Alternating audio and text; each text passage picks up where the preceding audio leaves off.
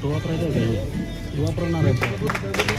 जोरदार टाळ्यांच्या गजरामध्ये आपण सभापतीपदी विराजमान झालेल्या सौभाग्यवती मीनाक्षीताई रोगे यांच्या या ठिकाणी अभिनंदन करायचंय. पुनश्च एकदा सगळ्यांना विनंती आहे, जोरदार टाळ्यांच्या गजरामध्ये आपण त्यांचं या ठिकाणी अभिनंदन करूया. जोरदार टाळ्यांच्या गजरामध्ये आपण त्यांचं या ठिकाणी अभिनंदन करायचंय.